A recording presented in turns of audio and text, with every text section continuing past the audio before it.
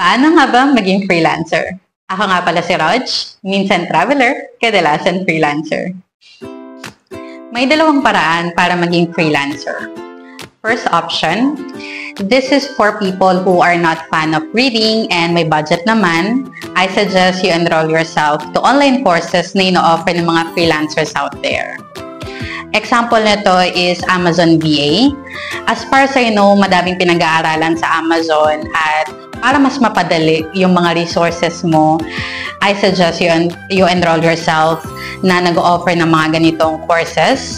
Mabibigyan ka pa nila ng certificate after taking the course, which will help you in your endeavor on that specific niche. Kasi mas mapapansin ka ng clients pag may certificates ka na related doon sa gusto nilang niche. Second option, which is my personal preference, and that is self-study. Ito rin yung personal na ginawa ko para maging freelancer ako. I'm a firm believer of start with what you have. We have our phones, access to internet, and our willingness to learn. I think we can start somewhere. Diyan ang YouTube University, ang free online courses from Coursera, and Facebook groups for freelancers. Nandiyan lahat ng kailangan natin for free. Pwede nga ba ako maging freelancer kahit wala akong experience? Well, becoming a freelancer is a decision only you can make, as it's not the right fit for everyone.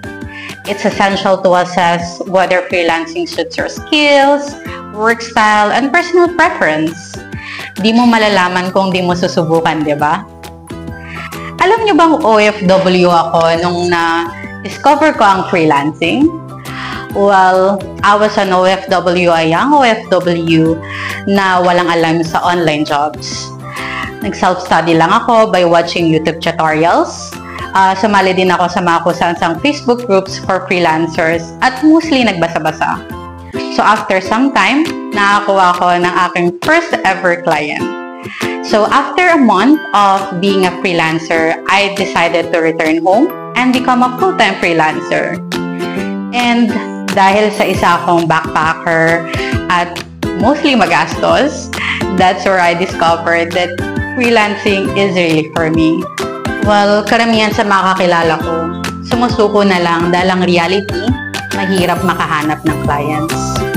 Yung iba naman, nagkaka-anxiety kasi mostly nasa bahay lang, or nabuburyo dahil walang makausap ng personal dahil lahat online.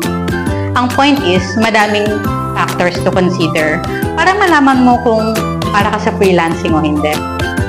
Personally, naniniwala ako na pag gusto mo talaga at sinet mo sa utak mo na ito talaga ang gusto mo, pagtsatsagaan mo matuto. At gagawin mong lahat para maging freelancer. It's an ending process of learning. Na kahit anong turo ng ibang tao sa'yo, wala lahat ng yan kung hindi mo tsatsagayin intindihin at aralin. Marami rin nagtatanong sa akin kung paano nga ba makakuha ng client. Well, there are numerous platforms available out there. At personally, ang nag-work sa akin ay Upwork. Naririnig ko rin na maganda ang onlinejobs.ph. So, both of them have their pros and cons.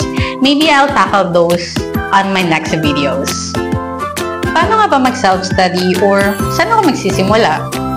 Well, number one, YouTube University. University na nga ang tawag ko sa YouTube kasi lahat ng klase ng topics nandun.